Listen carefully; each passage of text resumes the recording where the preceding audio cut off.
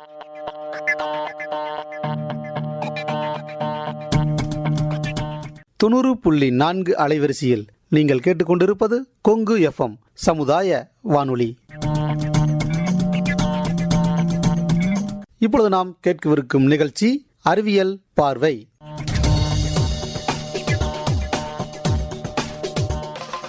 இந்திய அரசாங்கத்தின் அறிவியல் மற்றும் தொழில்நுட்பத்துறை எனும் டிபார்ட்மெண்ட் ஆஃப் சயின்ஸ் அண்ட் டெக்னாலஜியால் நிறுவப்பட்ட விஞ்ஞான் பிரசார் எனும் துறை மற்றும் தமிழ்நாடு அறிவியல் மற்றும் தொழில்நுட்ப மையத்தின் அறிவியல் பலகை இணைந்து வழங்கும் புதுமையான சமுதாய வானொலி நிகழ்ச்சியே அறிவியல் பார்வை.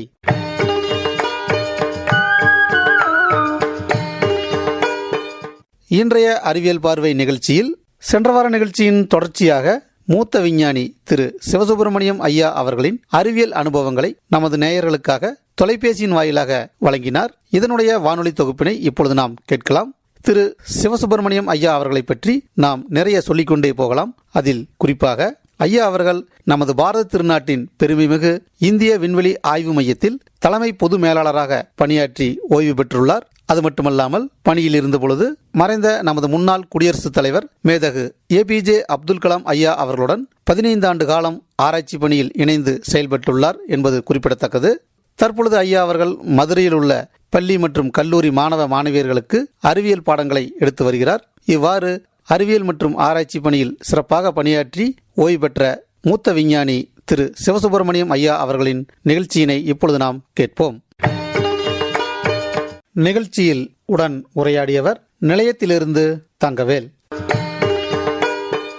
சரிங்க ஐயா, இப்போ வால் நட்சத்திரம் பற்றி கொஞ்சம் கூறுங்க ஐயா. இந்த வால் நட்சத்திரம் நான் சொன்னேன் இல்லையா, அஸ்ட்ராய்ட் பெல்ட்ல இருந்து தப்பிச்சு வரக்கூடிய கற்கள் எப்படி தப்பிச்சு வருதுன்னா, ஆஸ்ட்ராய்ட் பெல்ட்ங்கிறது வந்து பல கோடிக்கெல்லாம் சிறு கற்கள், சிறு துகள்கள், பார்ட்டிகிள்ஸ் நிறைய இருக்கு.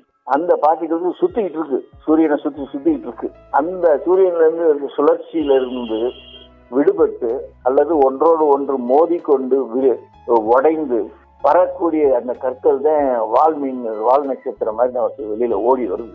இந்த வால் நட்சத்திரம் மாதிரி வெளியில வர்றது வந்து நம்ம கண்ணுக்கு தெரிகிற அளவுக்கு வரும், அல்லது பிரபஞ்சத்தை நோக்கி வேற இந்த 9 கிரகத்தை தாண்டி போகக்கூடிய அளவும் தன்மையும் இருக்கு.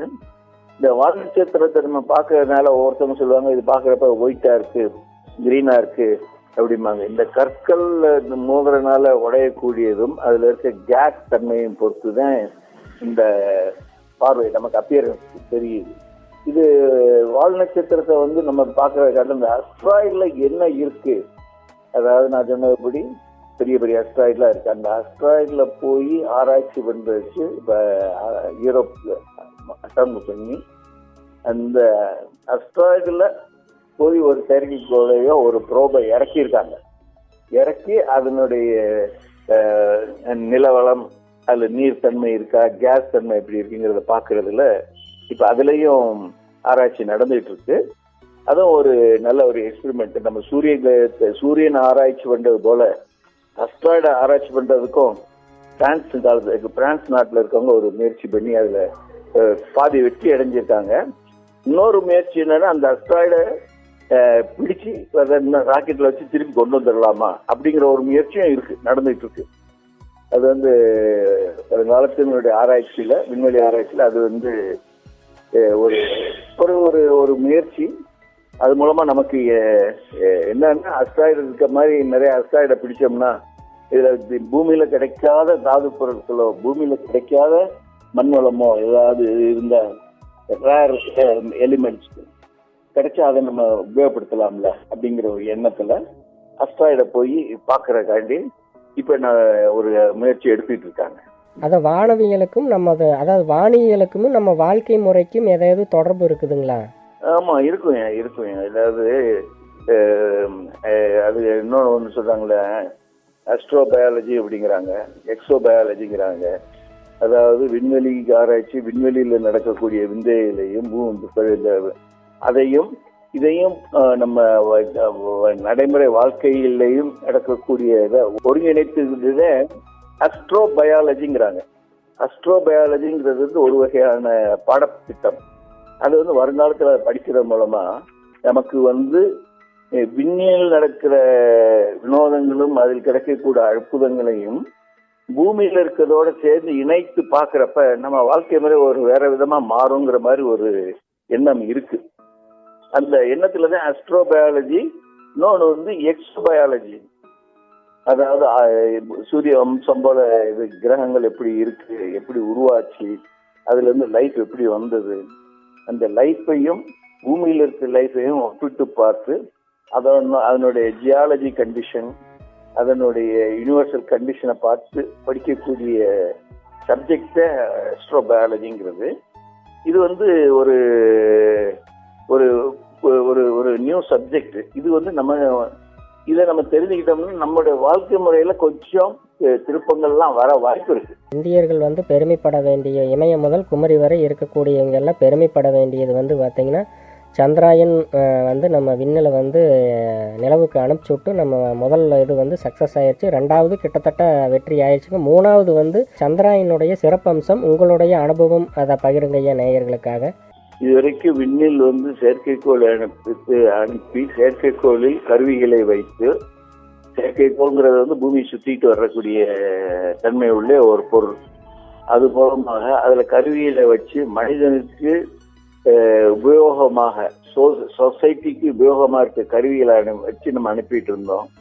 அது மூலமாக டெலிவிஷன், நியூஸ் பிராட்காஸ்டிங், சீரோசன் நிலைமை, இது போன்ற பல, அதாவது இன்டர்நெட், இது போன்ற பல சமுதாயத்திற்கு தேவையான உபயோகத்திற்கு உண்டான கருவிகளை நம்ம செயற்கைக்கோளில் வச்சு அனுப்பிட்டு இருந்தோம். இதுதான் இதுவரைக்கும் நம்ம செஞ்சுக்கிட்டு இருந்தோம். அதனால ஏன்னா இந்தியாவுடைய கொள்கை என்ன இருந்துச்சுன்னா, விண்வெளியை உபயோகித்து காமன் மேன், சாதாரண மனிதனுக்கு உபயோகப்படுத்தக்கூடிய தேவைகளை பூர்த்தி செய்யணும் அப்படிங்கிறது. பயிர் வளம் எப்படி இருக்கு, நீர் வளம் எப்படி இருக்கு, காட்டுத்தன்மை, காட்டுல இருக்க மர செடிகளுடைய வளர்ச்சி எப்படி இருக்கு, மீன் வளம் எப்படி இருக்கு, காட்டு விலங்குகள் எப்படி இருக்கு, இதெல்லாம் பார்க்கக்கூடிய நேச்சுரல் ரிசோர்ஸ், அதாவது இயற்கையுடைய தன்மைகளை அறிகிறது, எங்க ஃப்ளட் வருது, இப்படிங்கிறதெல்லாம் பார்க்கக்கூடிய கருவிகளை நம்ம செயற்கைக்கோளில் வச்சு அனுப்பி நம்ம செயற்கைக்கோளில் அது மூலமா பலன் அடைஞ்சோம். இன்னொரு பலன் என்னன்னா டெலிவிஷன், அதாவது கம்யூனிகேஷன் கொடுக்கறது, ஒரு இடத்துல இருந்து இன்னொரு இடத்துக்கு கம்யூனிகேஷன் கொடுக்கறதுன்னா நம்ம செயற்கைக்கோள் மூலமாக நம்ம கம்யூனிகேஷன் பண்ணி தொலைதூர தொடர்புகளை கான்டாக்ட் பண்ணிட்டு இருந்தோம். அது மட்டும் இல்லாம இப்ப டெலிவிஷன், அதாவது உலகமே நம்ம கைக்குள்ள இருக்கிறது போல உலகத்தில் எந்த மூலையில் ஒரு மனிதன் இருந்தாலும் அவனோட தொடர்பு கொள்ளவும், அவனுக்கு வாய்ஸ் மூலமா தொடர்பு கொள்ளவும், அதாவது விஷுவல் தொடர்பு கொள்ளவும், அவனுக்கு கருத்துக்களை பரிமாற்றக்கூடிய அளவும் உள்ள கருவிகளை, டிரான்ஸ்பாண்டர்களை நம்ம செயற்கைக்கோளில் வச்சு அனுப்பி அது மூலமா மக்களுக்கு பலன் அடைஞ்சிட்டு இருந்தோம். இதெல்லாம் ஒரு வளர்ச்சி இருந்தாலும், இன்னொரு வளர்ச்சி என்னன்னா அறிவியல் விஞ்ஞானிகளுக்கு ஒரு ஆர்வம் என்னன்னா, பிரபஞ்சத்தில் இருக்கின்ற மற்ற கிரகங்களை ஆராய்ச்சி பண்ணா என்ன, அதுல என்ன தன்மை இருக்கு, பிரபஞ்சம் எவ்வாறு உற்பத்தி இது பாமாச்சு, அதுல இருக்கக்கூடிய வினோதங்கள் நமக்கு தெரியணும் அப்படிங்கிறதுக்கு இந்த ஆராய்ச்சி முதற்கட்டமாக சந்திரனுக்கு ஆளை அனுப்பணும், சந்திரன்ல என்ன இருக்குன்னு பார்க்கணும் அப்படிங்கிற ஒரு முயற்சியில அமெரிக்காக்காரங்க 1969 போயிட்டாங்க. சந்திரன்ல மனிதன் ஆளை இறக்கி அங்க சந்திரன்ல அமெரிக்க கொடியெல்லாம் பாட்டிட்டு வந்துட்டாங்க.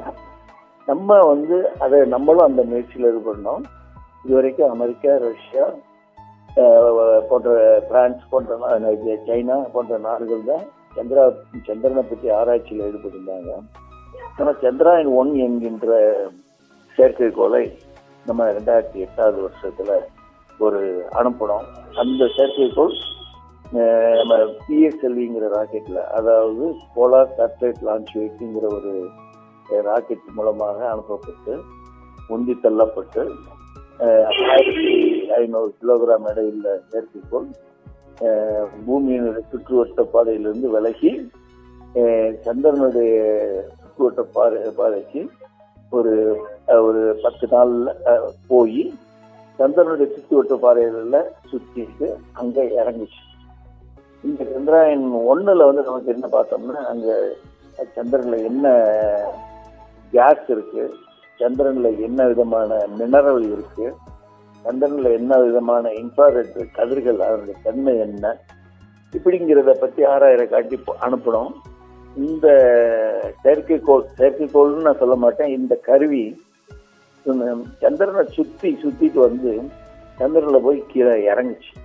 இறங்குனது வந்து ஃபோர்ஸ் லேண்டிங், கீழே ஒரு கல்லை தூக்கி போடுற மாதிரி அங்கே இறங்கி அதனுடைய லைஃப் முடிஞ்சிருச்சு. இது சந்திரன்ல நம்ம இது மூலம் அனுப்புனது மூலமாக நம்ம உலக தரத்தில் நம்ம 6வது நாடாக இருந்தோம்.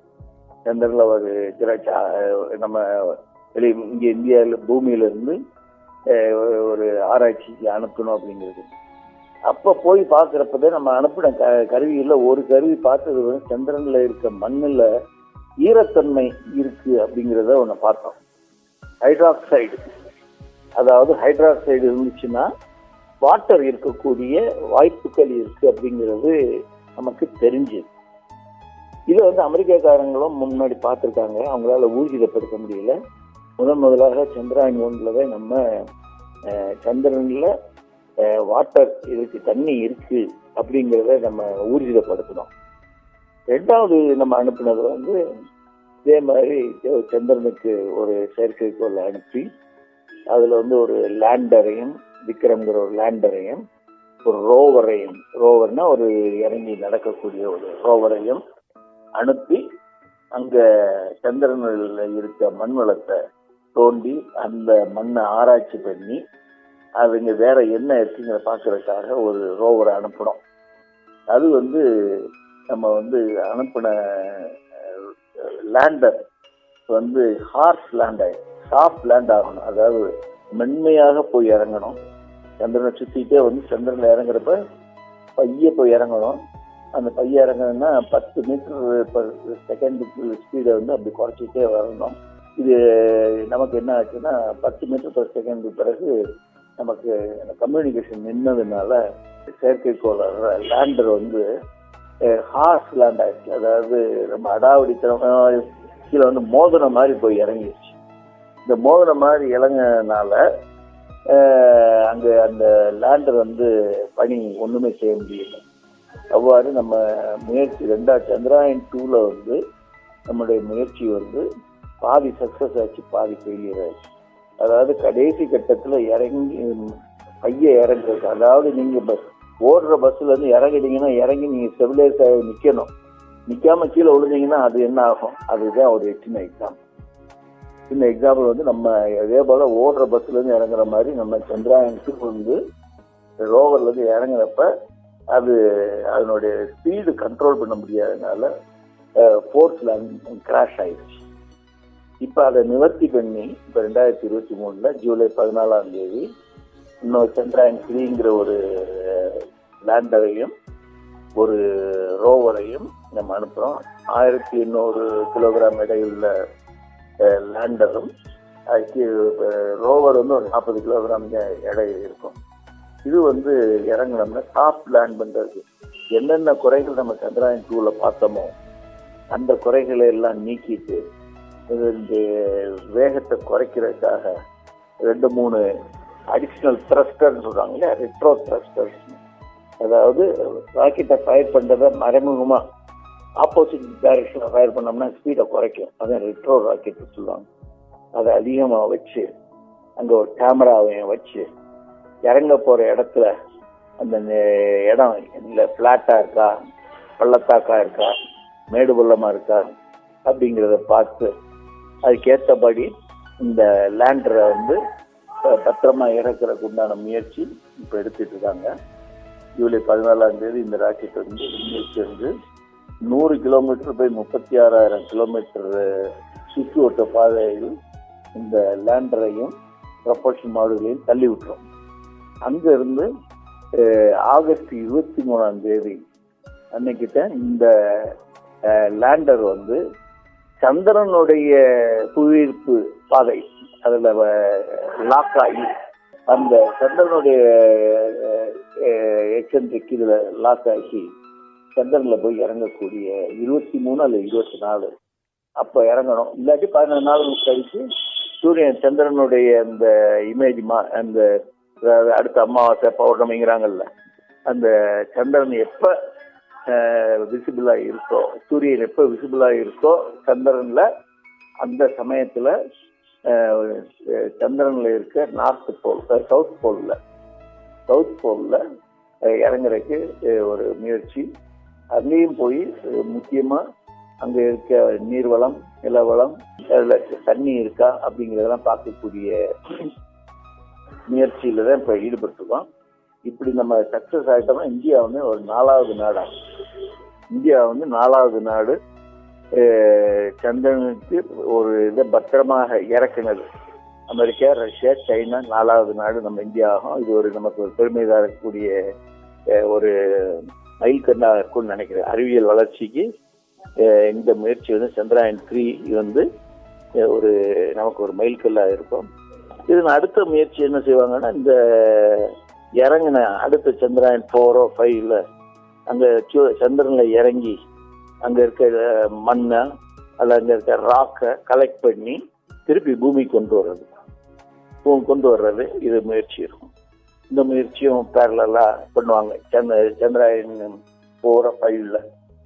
இதுக்கு இடையில வந்து நமக்கு இந்தியாவுடைய இன்னொரு சாதனை என்ன பண்ண வேண்டியிருக்குன்னா, இதுவரைக்கும் விண்ணில் வந்து மனிதனை பத்திரமாக அனுப்பி திருப்பி கொண்டு வரது அந்த முயற்சி இதுவரைக்கும் இந்தியாவில் இதுவரைக்கும் நம்ம எடுக்கல.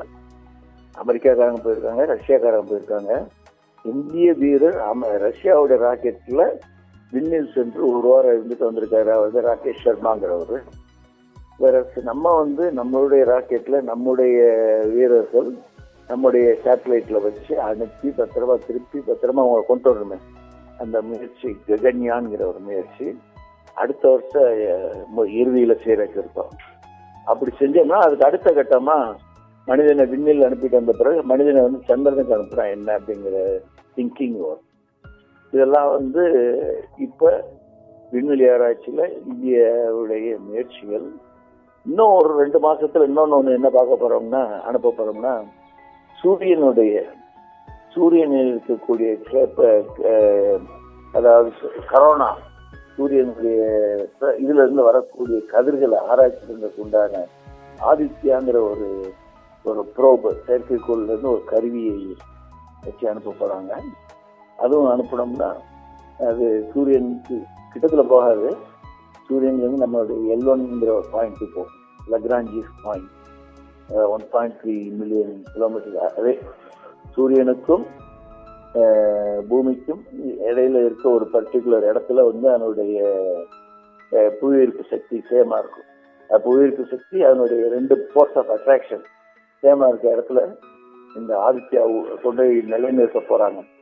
அந்த இடத்துல இருந்து சூரியனை பார்த்தோம்னா சூரியன்ல இருந்து கரும்புள்ளி எவ்வளவு, சோலார் சைக்கிள் என்ன, சன் பீம் எப்படி, கரோனா மாஸ் இன்ஜெக்ஷன் அதுல இருந்து பிளம்பு போல வரக்கூடிய இது வந்து எப்படி வெடிச்சு வருது, அதனுடைய சைக்கிள் என்ன அப்படிங்கிறதெல்லாம் பார்க்கக்கூடிய கருவியை நம்ம அனுப்ப போறோம். அதை அனுப்புனா நம்ம அதுலயும் நம்ம வந்து விண்வெளி ஆராய்ச்சியில அடுத்த இடம். எல்லாருக்கும் தெரியும், நம்ம ஆல்ரெடி செவ்வாய் மங்கள்யான் அனுப்பியிருக்கோம். அடுத்த மங்கள்யான் அனுப்பி அதனுடைய அதுல இருக்க ஆராய்ச்சியில நம்ம ஈடுபடுவோம். இதுதான் இந்திய விண்வெளி ஆராய்ச்சியினுடைய வெளியுலக, அதாவது அவுட்டர் பிளானட்டுக்கு பண்ணக்கூடிய முயற்சிகள். இதுல எங்களுடைய பங்கு என்னன்னு பார்த்தோம்னா, இந்த ராக்கெட்டுக்கு தேவையான கிரையோஜெனிக் இன்ஜின், அதாவது உந்தி தள்ளக்கூடிய செயற்கைக்கோளை உந்தி தள்ளக்கூடிய அதிக சக்தி வாய்ந்த லிக்விட் ஹைட்ரஜனும் லிக்விட் ஆக்சிஜனையும் கொண்டு செயல்படக்கூடிய ஒரு இன்ஜினை உருவாக்குறது. அது வந்து அமெரிக்காவும் ரஷ்யாவும் பிரான்ஸும் வச்சிருக்காங்க, சைனாவும் வச்சிருக்காங்க. இப்ப நம்மளாம் இந்தியாவிலே இந்திய தொழிற்சாலை உற்பத்தி செய்து இந்திய மண்ணிலே இருக்கக்கூடிய மெட்டீரியலை வச்சு செஞ்சு நம்ம இந்த ராக்கெட்டை விட ஆரம்பிச்சிட்டோம். அது மூலமா நமக்கு தன்னிறைவு கிடைச்சிருக்கு. இந்த இதில் நம்முடைய பங்கு தொழிற்சாலைகளில் போய் இன்ஜினை பற்றிய கண்டுபிடிப்பும் நம்முடைய பங்கு இருக்கு. அதை காட்டில முக்கியமா வந்து இந்த ராக்கெட்டை திருப்பி திசையை அறியக்கூடிய, ராக்கெட் செல்லுகின்ற டைரக்ஷன் அறியக்கூடிய கருவிகளையும், அது எந்த டைரக்ஷன்ல போகுது, எந்த ஸ்பீடில் போகுது, எந்த இடத்துல இருக்கு, ஏன்னா பிரபஞ்சத்துல போனா எந்த இடத்துல இருக்குன்னு தெரியாது. அதெல்லாம் தெரியக்கூடிய கருவிகளை வந்து இனர்ஷியல் சிஸ்டம்ங்கிற கருவிகளை நம்முடைய ஆராய்ச்சி மூலமாக செய்து அந்த கருவிகளை நம்ம ஒவ்வொரு செயற்கைக்கோள்லையும் ஒவ்வொரு ராக்கெட்லையும் அனுப்பி இந்தியா வந்து ஒரு தன்னிறைவுபடக்கூடிய நாடா நம்ம பண்ணியிருக்கோம். அதுல எங்களுக்கு எல்லாம் பெருமை இருக்கு. இதெல்லாம் வந்து நம்ம விண்வெளி ஆராய்ச்சியில் நம்ம பண்ற முயற்சி. நன்றி, மிக்க நன்றி. நேயர்களுக்கு மிக்க நன்றி. மாணவர்களும் இளைஞர்களும் அறிவியலில் ஆர்வம் கொண்டு விண்வெளி ஆராய்ச்சியில் ஆர்வம் கொண்டு மென்மேலும் அதில் அவர்களுடைய பங்கு அளிக்க வேண்டும் என்பதை நான் கேட்டுக்கொண்டு விடைபெறுகிறேன். நன்றி, வணக்கம்.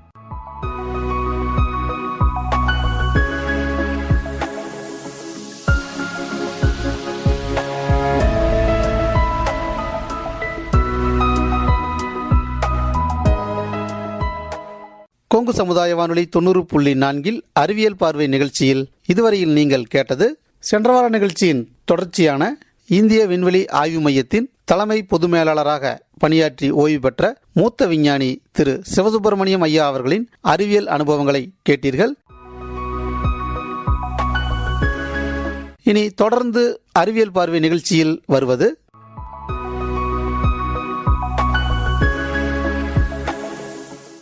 வணக்கம் நேயர்களே, நீங்கள் கேட்டுக்கொண்டிருப்பது நமது கொங்கு சமுதாய வானொலி 90.4 அறிவியல் பார்வை நிகழ்ச்சியில் இன்று 3 கேள்விகளுக்கு விளக்கமளிக்கிறார் ஜெயங்கொண்டம் மகேந்திரவர்மன் அவர்கள்.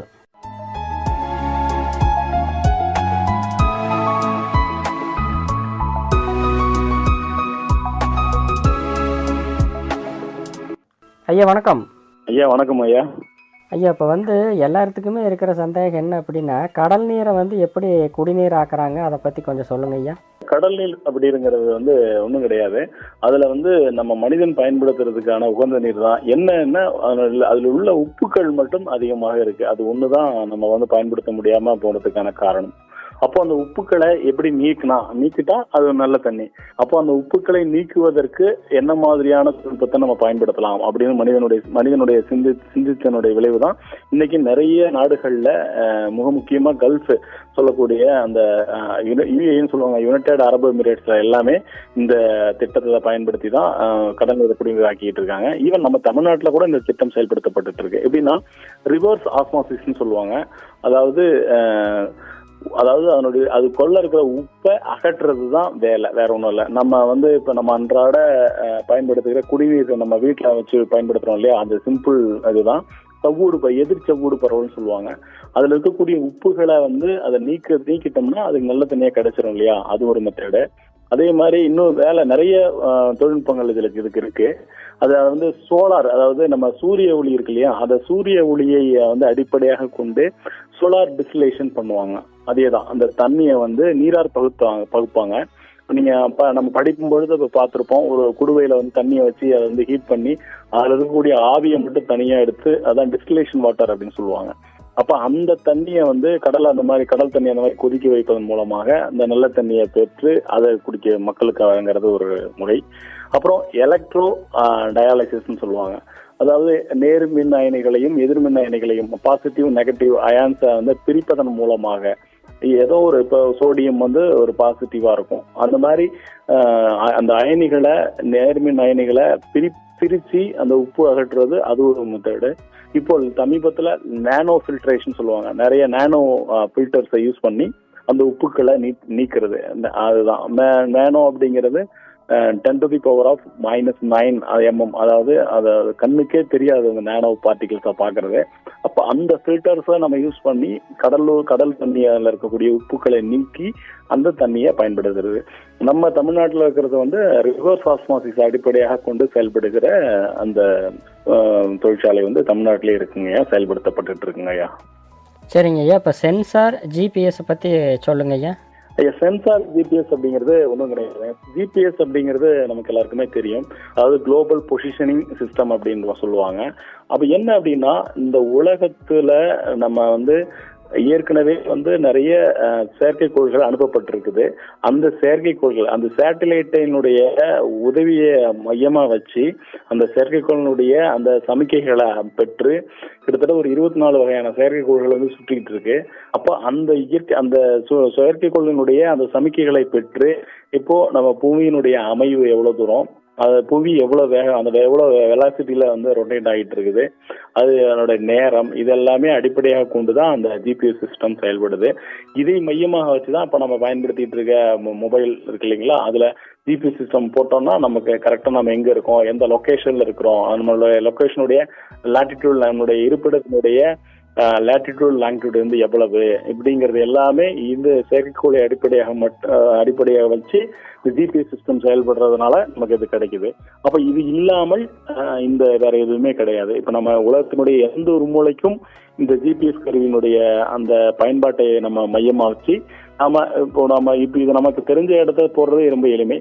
தெரியாத ஒரு இடத்த போறது, அதை பற்றிய தகவல்களை தெரிஞ்சுக்கிறது, இது எல்லாத்துக்குமே இந்த ஜிபிஎஸ் வந்து அடிப்படையா இருக்குதுங்க ஐயா. சென்சார் ஜிபிஎஸ் அப்படிங்கிறது. ஐயா, இப்போ அறிவியல் துறையில் வந்து கச்சா எண்ணெய் இருக்குதுங்கல்ல, அதெல்லாம் எப்படி சுத்தம் பண்ணுறாங்க? ஒன்றும் இல்லைங்கய்யா. கச்சா எண்ணெய் அப்படிங்கிறது வந்துங்கய்யா ஒரு காலகட்டத்தில் இந்த ஹைட்ரோ கார்பன் நம்ம சொல்றோம் இல்லைங்களா, அந்த ஹைட்ரோ கார்பன் மிகுதியாக இருக்கக்கூடிய ஒரு எண்ணெய் தான். இந்த எண்ணெய் அப்படிங்கிறது வந்து பார்த்தீங்கன்னா இயற்கையில் வந்து கிடைக்கக்கூடிய அந்த எண்ணெயை சேகரித்து அதை வந்து இப்போ கச்சா எண்ணெயை வந்து ஹீட் பண்ணுவாங்க. ஹீட் பண்ணி அதனுடைய கொதிநிலையை வந்து அதிகப்படுத்த அதில் இருக்கக்கூடிய அந்த மூலக்கூறுகளினுடைய எடைக்கு ஏற்ப ஒன்று ஒன்றா பிரித்து நம்ம எடுத்துக்குவாங்க. ஒன்றும் கிடையாதுங்க. இப்போ வந்து நம்ம வந்து மணலையும் தண்ணியும் சேர்த்து ஒரு குறைவா இருக்கிற ஒரு தண்ணியில இன்னும் கொஞ்சம் நம்ம வந்து இது பண்ணும் பொழுது தண்ணியில இருந்து மணல் வந்து அடியில் தங்கிரும், மேல நல்ல தண்ணியா மிதக்கும் இல்லைங்களா. அது அந்த மாதிரி ஒரு இமேஜின் பண்ணிக்கோங்க. அது போல நம்ம வந்து அதிகப்படுத்தும் பொழுது, வெப்பப்படுத்தும் பொழுது அந்த வெப்பத்தினுடைய தாக்கத்துல அந்த ஒரு மூலக்கூறுனுடைய எடைக்கு தகுந்த மாதிரி, இப்போ உதாரணத்துக்கு நாப்தா எல்லாம் கிடைக்கும், அதுல இருந்து எடுப்பாங்க, அந்த குரூட் ஆயில இருந்து. நாப்தா தான் வந்து இப்போ நம்ம உரங்கள்லாம் பயன்படுத்துறோம் இல்லையா, முக்கியமா யூரியா எல்லாம் பயன்படுத்துறோம். இந்த யூரியாவுக்கு இந்த நாப்தா தான் அடிப்படை பொருள். அது வந்து அமோனியா கேஸுக்கு அடிப்படையாக வச்சு அமோனியா கேஸ் ப்ரொடியூஷன் ஆகி அமோனியா கேஸ்ல இருந்து யூரியா உருவாக்குவாங்க. அப்போ முதல்ல அது பிரியும். அதுக்கப்புறம் கெரசின் நம்ம பயன்படுத்துறோம் இல்லையா, மண்ணெண்ணெய், அது பிரிச்சு எடுப்பாங்க. அப்புறம் அதே மாதிரி பெட்ரோல், டீசல், கடைசியா எஞ்சி நிக்கிற அந்த தாறு மாதிரி கண்ணு இருந்தது பார்த்தீங்களா, அதான் வந்து நம்ம ரோடுகளுக்கு பயன்படுத்தக்கூடிய அந்த தாறு. அப்படி அதனுடைய இந்த மூலக்கூறு எடை வந்து ஏற்ப அதிக வெப்பப்படுத்தும் பொழுது நம்ம பிரிச்சு எடுத்து அதை நம்ம பயன்படுத்துறோம். அதுதான் அந்த குரூட் ஆயில் தான் இது எல்லாத்துக்குமான அடிப்படை பொருள். அதை நம்ம ஹீட் பண்ணி ஒன்று ஒன்றா பிரிச்சு நம்ம எடுத்து பயன்படுத்திக்கிட்டு இருக்கோங்க ஐயா, நமக்கு ஏற்ற மாதிரி.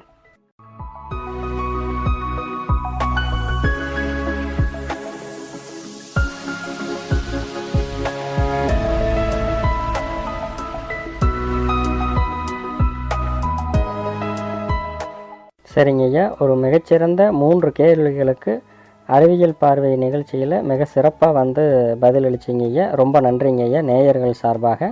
மிக்க நன்றிங்க. எனக்கும் இந்த ஒரு நல்ல வாய்ப்பை ஏற்படுத்தி கொடுத்ததுக்கு நன்றி. இதுவரை பொறுமையாக கேட்ட நேயர்களுக்கும் என்னுடைய இதயம் கணித நன்றி.